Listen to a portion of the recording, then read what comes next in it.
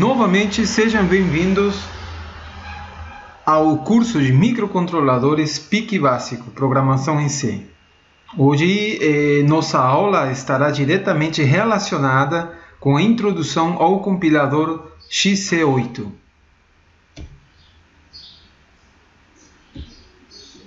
O conteúdo da apresentação será dividido. Primeiro trabalharemos com a linguagem C, falaremos um pouco sobre a linguagem C, sobre o compilador, sobre a sequência de compilação. Posteriormente falaremos sobre a estrutura de um programa em C e alguns detalhes sobre C, como palavras reservadas, identificadores, tipos de dados, definição de variáveis, declaração de variáveis, operadores aritméticos, operadores de atribuição, operadores relacionais. Também falaremos sobre os compiladores da Microchip, falaremos sobre como vocês fazem o download dos programas MPLAB-X e do compilador XC8. E falaremos sobre como você poderá instalar esses programas que são distribuídos gratuitamente pela Microchip. Não deixaremos finalizar essa aula sem falar ou sem dar um exemplo sobre como trabalhar com os compiladores, através de um exemplo. Faremos um segundo exemplo, mostrando como nós podemos utilizar o simulador do MPLAB-X. Neste caso, faremos um pisca-pisca. E um terceiro exemplo de como trabalhar com liga e desliga. Ok?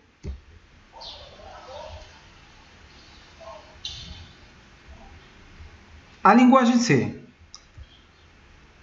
foi criada em 1972 por Dennis Rich, pelo Centro de Pesquisas da Bell Laboratories nos Estados Unidos, para uma utilização exclusiva do sistema operacional Unix.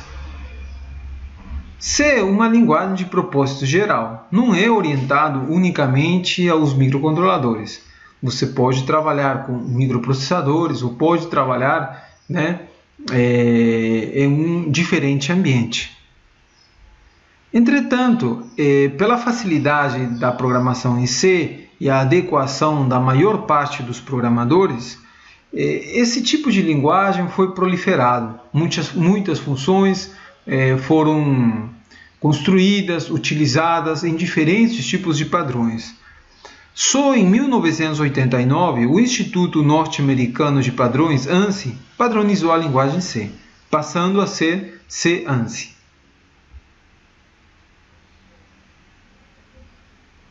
O compilador. O que é um compilador? Um compilador não é outra coisa que um programa que converte uma linguagem de fácil escrita e leitura para programadores em uma linguagem que possa ser interpretada e executada pelas máquinas. No nosso caso, os microcontroladores PIC. Então, temos uma fonte, a linguagem de programação, temos o compilador, e esse compilador irá transformar essa linguagem escrita pelo programador numa linguagem máquina, que poderá ser executada.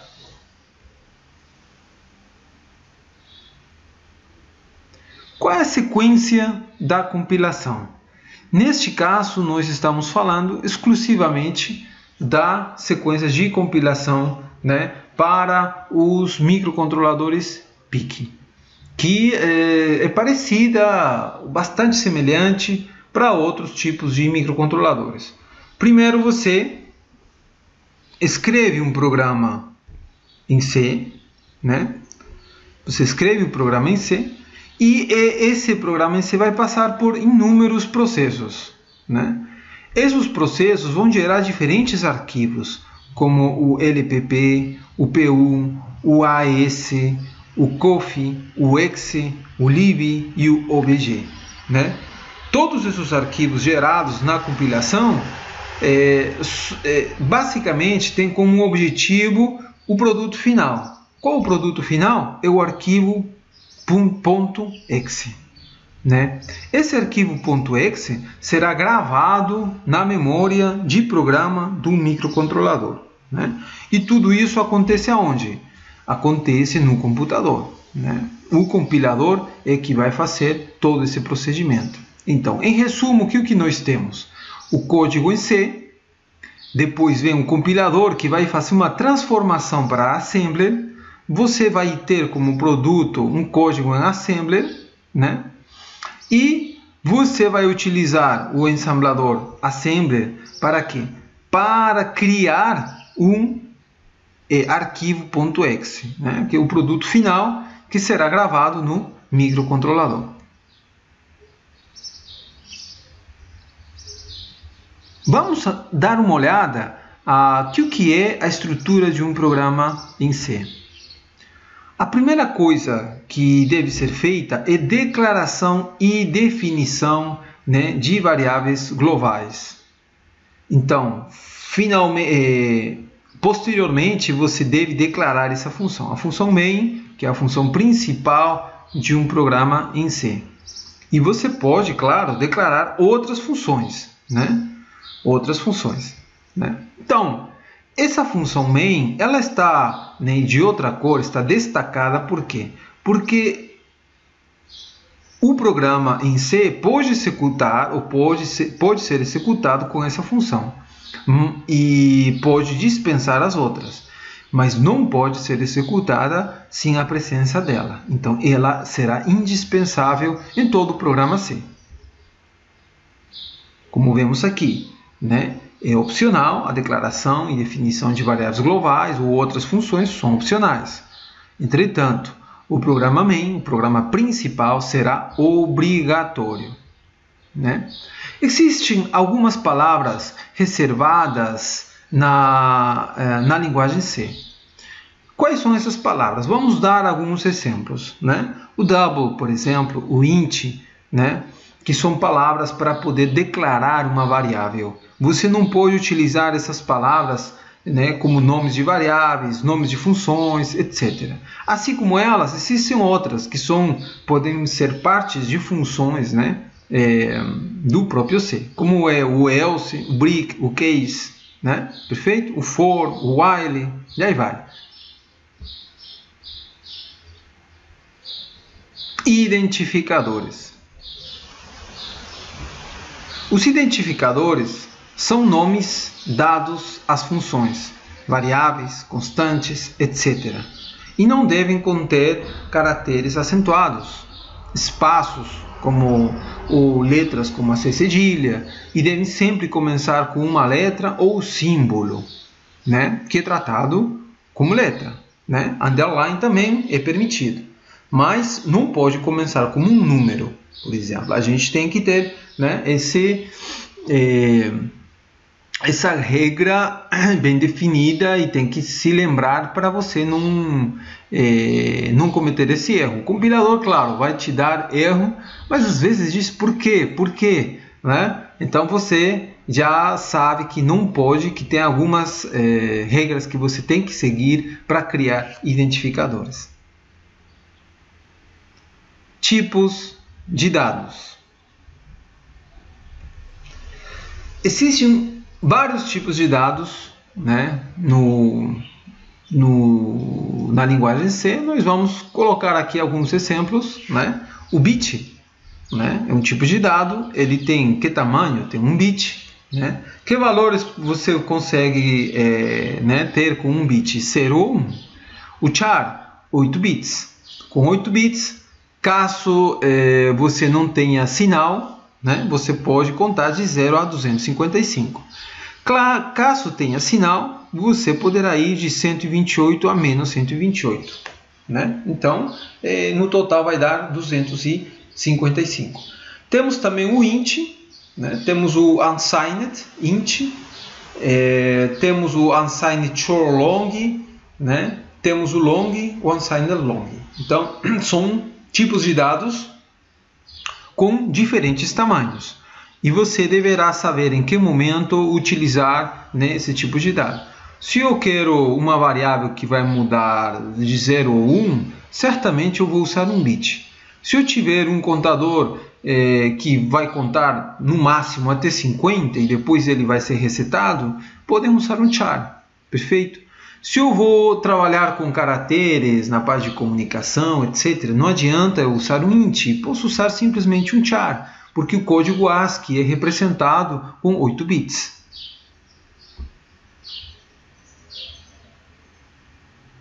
Vamos falar um pouco mais sobre os tipos de dados.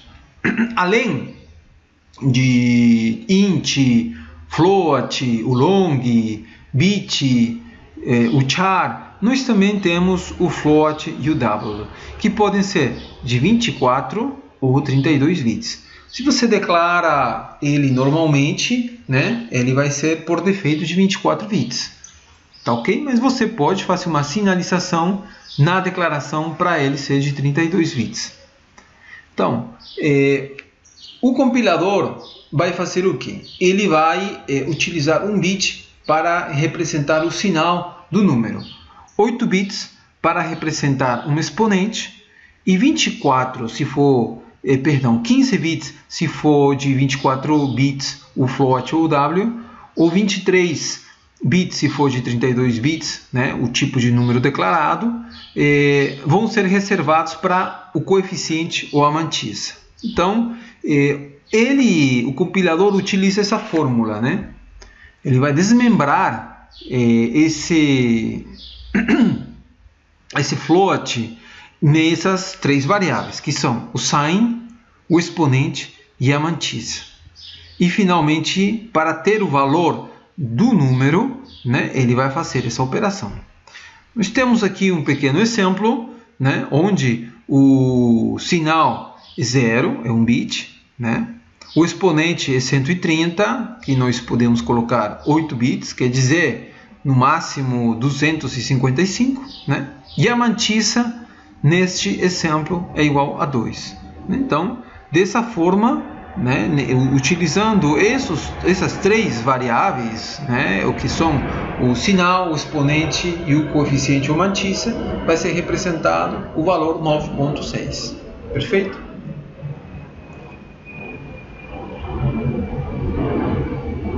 Definição de variáveis. Devem ser declaradas no início do programa ou do subbloco. O nome das variáveis, né, que não é outra coisa que um identificador, não pode começar com um número, como nós falamos, nenhum caractere especial, né? Podem ser classificados como locais ou globais. Então, o que é uma variável local? Declarada dentro de uma função. Então, para ser local, ela deve ser declarada dentro de uma função e vai servir e ser reconhecida unicamente dentro dessa função. Utilizada apenas dentro do escopo da função, né? O escopo de uma função é determinada por abre-chave e termina em fecha-chaves. Só existe no momento que a função está em execução, são temporais, né? Então, ele não é permanente. Perfeito? O que é uma variável global? Elas são declaradas fora de todas as funções, como nós vimos na estrutura do programa. Entretanto, elas, a diferença das locais, podem ser acessadas por qualquer função ou por qualquer parte do programa. Existem durante toda a execução do programa, sempre ocupam espaço na memória, elas não são temporais. Vamos continuar vendo um pouco sobre a declaração de variáveis. Informa ao compilador que uma variável chamada x é do tipo y e é declarada da seguinte forma. Olha só, o tipo é do tipo. Qual o nome da variável? É esse nome da variável, ponto e vírgula. Então, essa é a forma de você fazer a declaração. Vamos ver um exemplo, ou dois exemplos. Uma variável global. Aqui nós temos, né, int conta. Estou declarando fora da função principal. Então, conta é o quê? Ela é local ou é global? É global. Como nós vimos, se for declarada fora, ela é global. C é o que? Também é global, mas ela vai poder ser, elas todas, né, as globais, vão poder ser utilizadas dentro de qualquer função. No exemplo aqui, estão sendo usadas dentro da função main. E uma local, né? Nós temos aqui essa variável local, conta, que só, né, vai estar declarada enquanto essa função esteja sendo executada. Só nesse momento que ela vai estar na memória. Então, é uma variável global, perdão, local. Operadores aritméticos. Nós temos os mais conhecidos operadores aritméticos. Os operadores, né? Temos aqui a atribuição, a soma, a subtração, a divisão e o módulo, né? Então, vamos fazer algum exemplo aqui, ou falar um exemplo do módulo. 4 porcentagem 3, quanto que dá como resultado? Qual é o resto dessa divisão? É 1. Se fosse 5 porcentagem 3, qual é a solução? É 2. Perfeito? Já na divisão seria 5 dividido por 3. Se você está falando só de inteiros, né, o resultado seria 1. Perfeito? E a atribuição, soma e subtração são bastante conhecidos, né? Temos aqui os operadores unários. Fazer A mais mais é a mesma coisa que fazer essa expressão aqui, ó, A igual a A mais 1. Então, cada vez que seja executada essa linha, A vai ser incrementada numa unidade. Da mesma forma, podemos fazer que A seja decrementada em uma unidade a cada execução desse código, que pode ser representada dessa forma, A menos menos. Os programadores, né, acostumados a mexer em C, normalmente trabalham com essa expressão. Mas, da mesma forma, você pode trabalhar com ela. Não tem problema nenhum. Operadores de atribuição.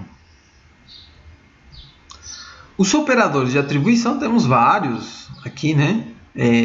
Instrução igual, mais igual, menos igual, multiplicação igual, enfim.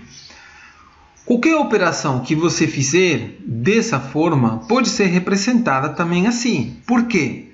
Porque neste caso nós estamos usando, né, a variável no resultado e a variável na operação, né? Então, temos essa variável que ela é repetida aqui, né, durante a operação, e temos aqui o resultado. Qual é o operador? Mais. Então, se eu fizer o seguinte, né, colocar aqui a variável repetida e o operador, né, e finalmente a expressão, eu estarei fazendo a mesma coisa, né, que sendo escrito aqui. Perfeito? Né? Isso é para todas as operações, né, como nós podemos ver aqui, né, operações de atribuição. Temos aqui alguns exemplos, ó. Uma atribuição simples, A igual a 5. Você está falando que A, depois dessa linha, vai valer 5. Aqui nós estamos fazendo o quê? Estamos incrementando a valor anterior de 5, né? Uma quantidade de 5. E aqui estamos decrementando. Tá perfeito? Né? Muito bem. Operadores relacionais. Agora vamos a relacionar algumas variáveis. Temos o igual aqui, né? Temos o diferente, né? Temos o maior que, menor que, temos o maior igual que e temos o menor igual que. Aqui temos alguns exemplos, né? Como a gente vai usar. Bom, eu vou fazer uma pergunta a vocês. Que tipo será a resposta, né, dessa operação? Um inteiro? Um char? Um float? Qual o resultado? Certamente será um booleano. É maior que 5? Verdadeiro? Falso? Né? Não pode te dar outro resultado diferente. Perfeito? Também temos os operadores bit a bit, né? Por exemplo, temos o i, o ou né? O ou exclusivo, o complemento, note, deslocamento à direita e o deslocamento à esquerda, né? Então, são bit a bit. Perfeito? Espero que, se eu fizer uma operação 3 e 5, quanto será a resposta, né? O 3 em binário eu posso representar dessa forma, né? 0, B. Vamos fazer uma representação usando 3 bits, tá bom? Então aqui, ó, 1, 1. Então, esse é o 3. O 5 é o quê? 0, B. Aqui vai ser 4 mais 1, né? 4 mais 1. Perfeito. Então temos o 5. Né? Esse aqui vai ser o 5. E esse aqui vai ser o 3. Bit a bit, eu vou fazer bit a bit. 1 e 1 dá 1. 1 e 0 dá 0. 0 e 1 dá 0. Né? Então, a gente tem 0. Então, qual é o resultado de 3 e 5? Vai ser 1. Perfeito? E qual será o resultado de 4 e 5? Né? Se vocês entenderam o que eu acabei de falar, deve ser quanto? 4, não é verdade? O resultado então vai ser 4, né? Da operação 4 e 5. Né? Então, são operações bit a bit. Temos os operadores lógicos relacionais também. Né? Quer dizer, e, o ou, que já são lógicos, são esses aqui que nós estamos vendo. Né? Então, aqui, esse tipo de operadores você pode utilizar como exemplo. A é maior que 5 e é menor que 10, né? Aí você poderia utilizar esses operadores lógicos relacionais. Perfeito? Nesses casos.